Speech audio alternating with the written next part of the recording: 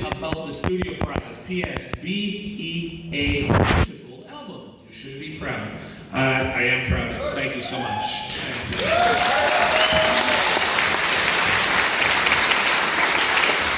Actually, part of the process of making this record was admitting that I could be proud of it, so I am proud of it. So, thank you. The production as a process, yes. So, basically, the DAW that I use 3 of them. I use Pro Tools, I use Logic, I use Ableton Live, and basically they act as like an easel in a way, or a what's it called when you're painting? It's just, canvas. Yes. So.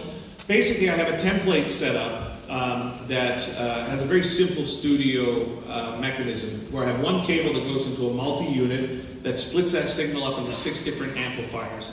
Each one of those 6 amplifiers is preset in my template, so if I have an inclination to do a recorded, like a clean sound or a heavy sound or a bass or acoustic, all I have to do is arm the corresponding track. I choose a tempo to start with. I usually jam with my main guitar, which has the Evertune bridge on it, so it's always in tune. I don't have to spend time thinking about that prior to recording. If I stumble upon an idea that I like, the process usually ends up that I will double it with 2 dry guitars, and then I will add a basic drum beat and a vocal. And the vocal melody, in order for me to figure out the lyrics, starts for me with one take. Like as I'm recording it, as I'm recording guitar, I'll have a melody that will come into my head, and I'll record one take with the voice. And I literally mumble. And it sounds stupid now, but I'll be like, this is on everyone. Literally. And then what I do is I open up a instance of text edit on my computer. I listen back to that with a lot of echo on it, and I try and decipher what it is that I was saying. And then I'll write out the lyrics, and then there'll be certain things that I hit on that work well as a punctuation, like maybe the S, like, and I'll be, okay, but it can't be sandwich, which is what I said. But maybe it can be sandals, and then it changes from sandals to like sundial, and then sundial changes to like sambal, olive, whatever's that spicy sauce, which also didn't work. But then from there, I make increasingly more elaborate versions of that demo.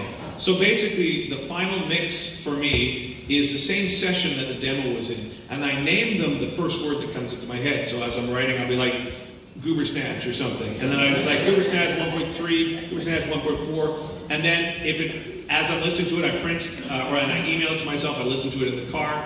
If it's something that sticks with me, I then start to elaborate on it. And by the time I get to the stages where I'm hiring people to play on it, the demos are really well formed. And I do that by making submixes. So I will make that demo, and then I will make a submix of that to a stereo file. From there, I will make a keyboard session, then I import that stereo file, do my keyboards, then I have 2 stereo files that I'll move into the bass, 3 stereo files move into the guitar, 4 stereo files, vocals. By the time I get to the end, I've got maybe 700 tracks in some part on Epath, there's like 700 tracks, but I'm mixing basically 42 tracks that if I find there's a problem within the submixes, I can then go back to any of those previous sessions and start opening it up. And how improvisation plays into that is I like to be able to use a shuffle mode in Pro Tools so that if I have an idea to go someplace that's like really random, I can do that.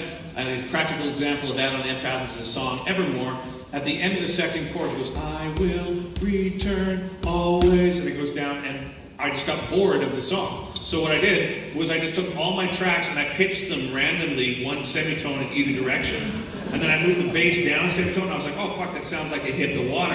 And at that point, I was like, okay, well the next 30 seconds should be this, it should be a satellite that was falling, so I had the whistling sound like, and then it goes, always, splash, and then it goes underwater and you hear all the bubbles like, and then when it comes up, all the seagulls are like, tweet, and then, but that's an example of like allowing yourself to be improvisational in the process of something that is really strict, so, something like that. Okay, so.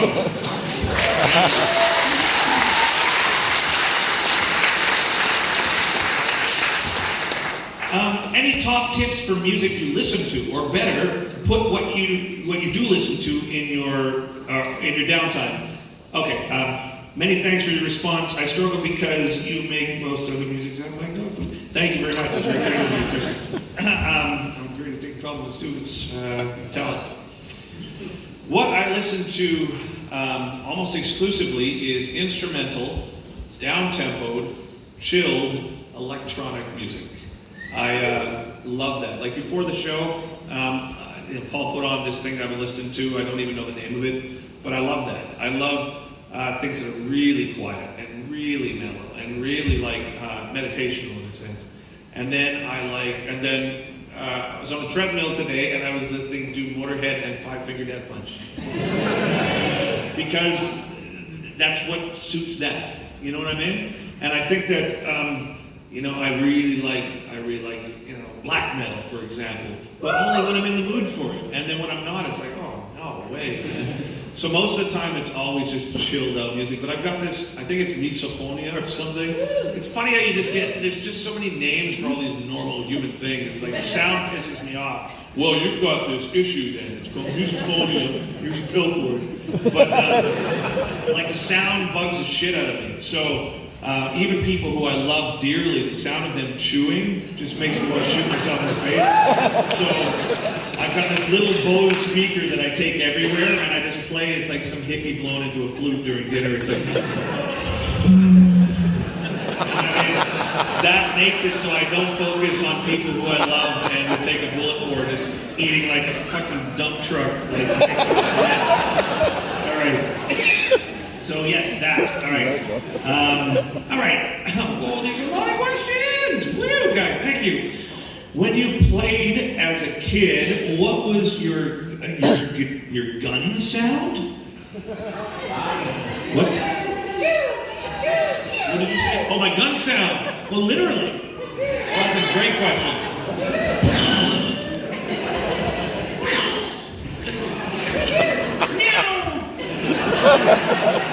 And that was it. I was like,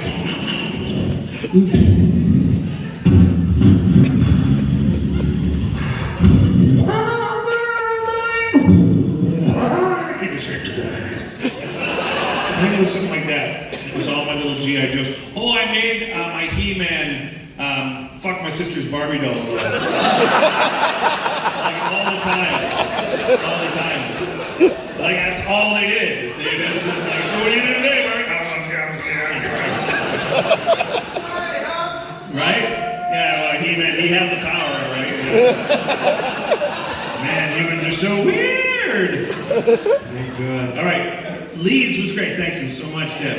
Oh, thank you. Discuss Winger versus Def Leppard. Okay, Winger had that song Headed for a Heartbreak, which I love, and Def Leppard had Hysteria, which I got a blowjob to, and I love as a result. Meshuggah versus Slayer. Meshuggah all the way. I appreciate Slayer. In fact, I've told it a few times in these, whatever these things are that I'm doing right now awkwardly, but I have this thing also, man, I'm a litany of fucking neurosis. It's great. But I can't typically pee when there's people around, like anywhere. So I went to a hockey game years ago and you drink beer and watch people hit things into a puck net, and and I had to pee, and then I was a trough with just dudes with their dicks hanging out pissing, and I'm like, it's never gonna happen. This is never gonna happen. I remember going to Dynamo Festival in '94, and I was like, I can't pee. I cannot fucking pee. And there's these big pyramids of dudes with leather jackets just pissing, arcing it over the thing. Can't pee. And I'm sitting here thinking, I gotta just pee, I gotta pee. Some lady came right beside me, dropped her pants, peed right there. And I'm just like, fuck all of you. So what I did was I started using headphones, and I would choose one song per outing that would, as a Pavlovian kind of response, I would equate that song to like the ability to urinate, and I used Angel of Death for that. So we'd be like, there we go. ABBA versus Carpenters. ABBA, fuck yeah. Although I don't know much much about the Carpenters, and I just crossed my leg and shot a testicle in my stomach again. Leeds was indeed great. Oh, thank you. Thank you. You sang Grace for my daughter Grace, and I got the note. Thank you. Tell her thank you very much, and thank you. Tell her it was really cool that she used different colors for each line. That was really great. Yeah, so we did it. His daughter's name is Grace, and when we played at Leeds, he asked to play Grace, so I played, and the whole you guys sang Grace. So we went Grace, Grace, Grace, Grace, and it was like Grace, and it was really cool. And he's back. All right, so I didn't understand, but I'm going to say Tuesday and lemon. Okay, thanks. Okay. Did you know your hoodie was inside out when you filmed the video for Lucky Animals? Sorry for spoiling your dinner. It didn't spoil anything. I have a lack of care whatsoever about clothing, but when I do find something that I like, I'll buy 10 of them, and I just like wear them until they disintegrate. I got so much shit for wearing Crocs. Because everybody's just like, it seems like everybody all of a sudden in my personal life is like a fashion expert. They're just like, dude, you can't wear Crocs, what the fuck? And I'm just like, why do you care? Why do you care? Why do you care? So when I went to do the Empath photo shoot, the management, 3 people from the label, they said, when you do the photo shoot, do not fucking wear your Crocs. And if you notice on the Empath album, the Crocs are right there on the back cover. And I wore them in every picture. Every picture I just wore them. I was like, oh, I'm sorry, I forgot. I had no idea.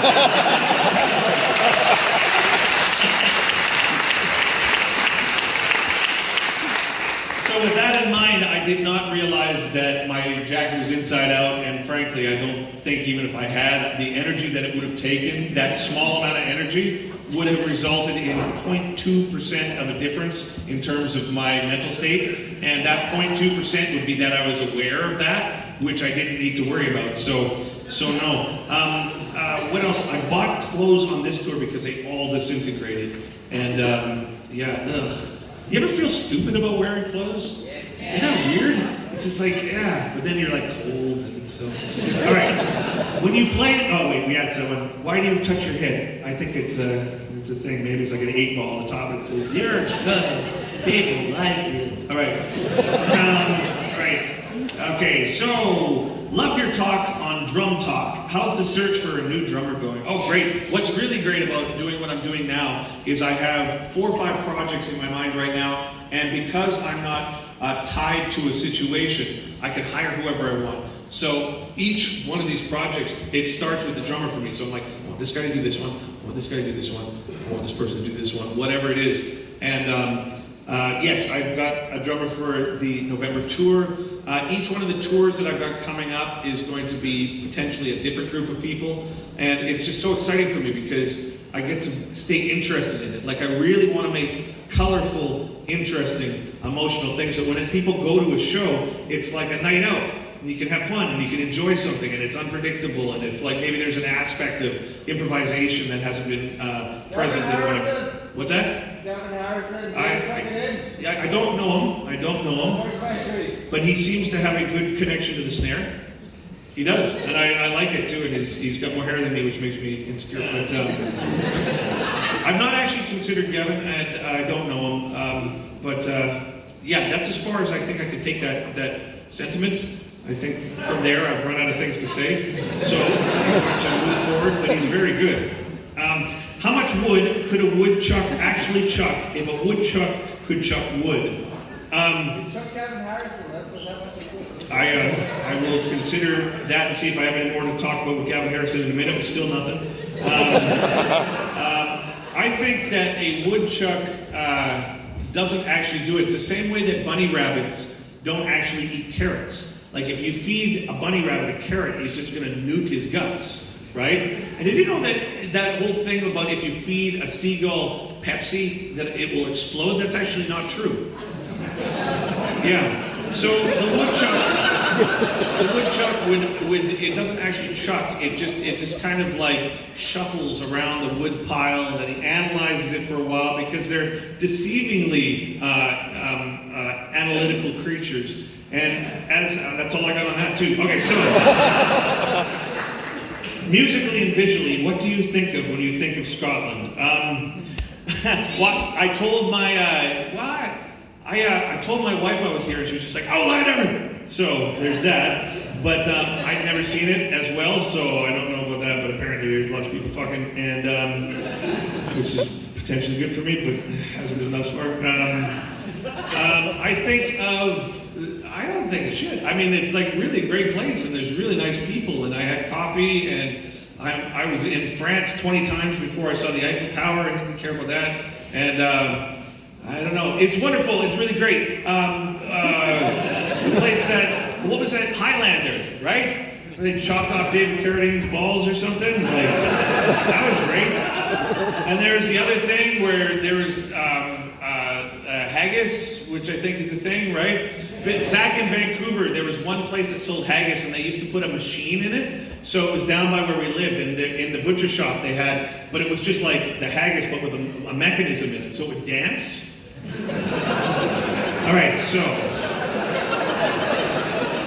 I mean, places are places, right? It's like I like people, but places. I mean, I love Scotland. It's my favorite place, and I really do. Actually, I really do. Okay. Oh my God! All right, we're getting there. When are we getting a Space Cats album? Yeah. What would the concept be? Anybody? Space Cats. Okay, Space Cats. This is a good start. So, how many Space Cats are there? 7 or 41? Okay, so there's two factions. On one side there's 41, and the other side there's 7. I like to think that they're evenly matched, though. The one that's 41, it's got strength in numbers, but the one in 7 is like, maybe they're intellectually astute, but they're not capable of defending themselves physically. Okay, what color would they be? I see white and blue for them. On this side, I see black and red. So it's Star Wars, basically, what we're going on. So, Space Cats as a theme. Excuse me? What's that? You got words you want to say? Star Paws? Here, let me do that.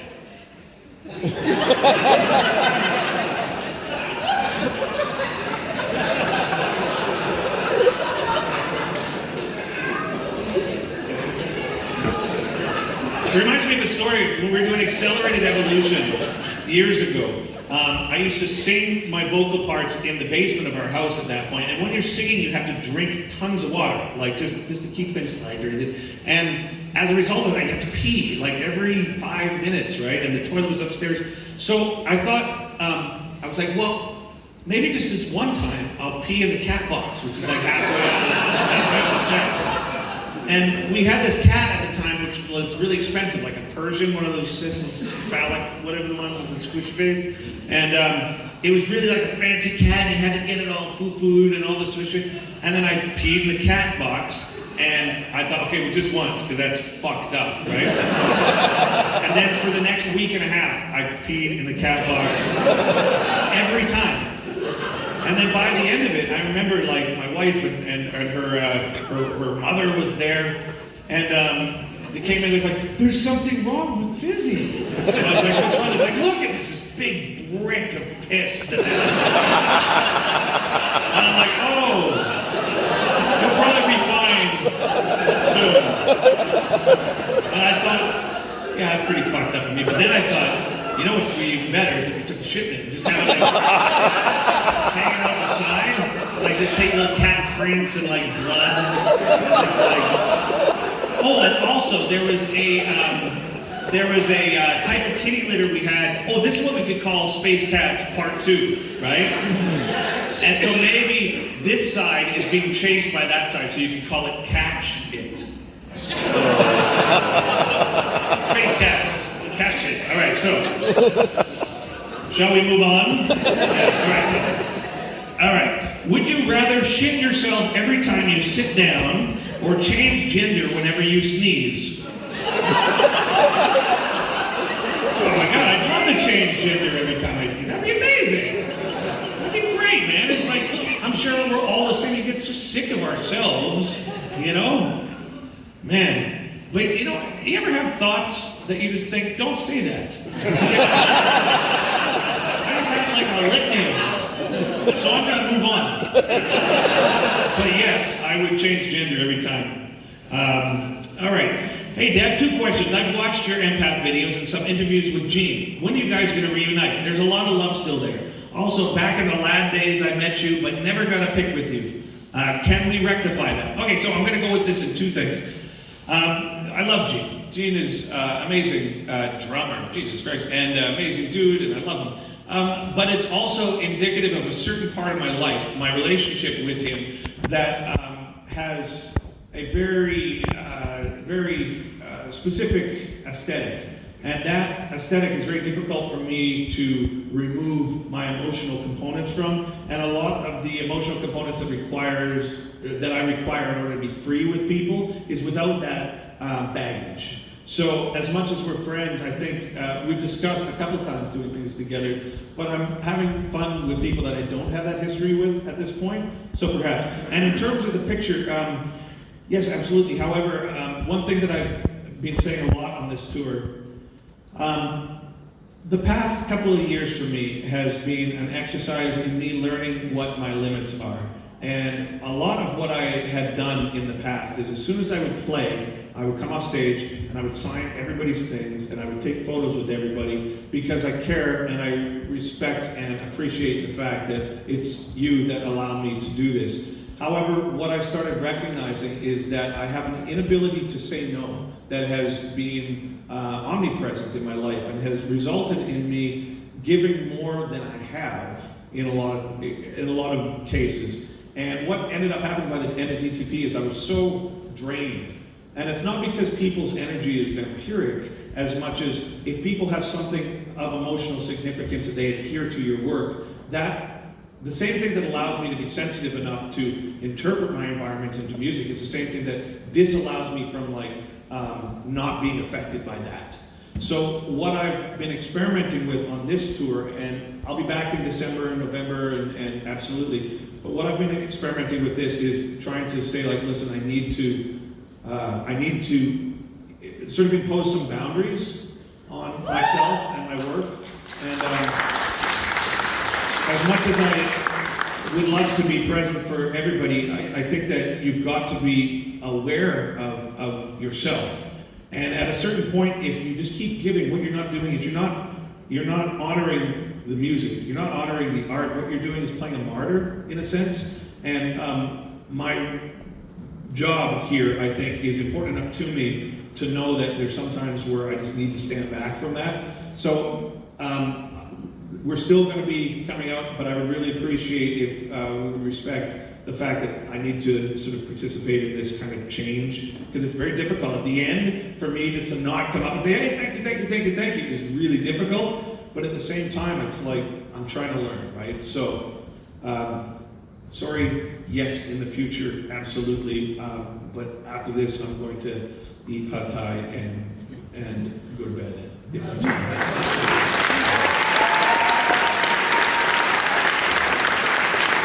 That was a hard one. It really is a difficult one. But yes, thank you. Okay. Hi, Devin. Are you going to watch the Dark Crystal series, which is in production, since the movie had such an impact on you? Yeah, I'll probably watch it, but it's not Jim Henson as well. I like to think that guy's just got like a crystal skull and he just had a stroke. I don't like to think that because, well, luckily it didn't break, and that's why I like to think it, because if it was broken, if I heard a smash, I'd be like, well, he's dead, so there's that. Yes, I will probably watch it, but it's going to be difficult only because I really like Jim Henson. He was kind of the thing for me. I like the fact that Jim Henson created worlds. Only 30% of it, from what I had heard, appeared in the final version of Dark Crystal, so he was doing it for the love of making this world, which I really appreciated. Okay, from Leo. How much wood would a woodchuck chuck if a woodchuck would? Yes, Gavin Harrison was the answer to that. What is your favorite album artwork? Oh, God. I feel goes, I don't know. No! called you really like Gavin Harrison.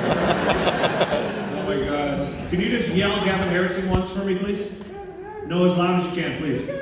As loud as you can. Louder, please. At the top of your voice. Can you say it in a death metal voice? Okay, sure. Yes, sir. We only have 5 minutes left, but okay. Oh my God, because there's a curfew here.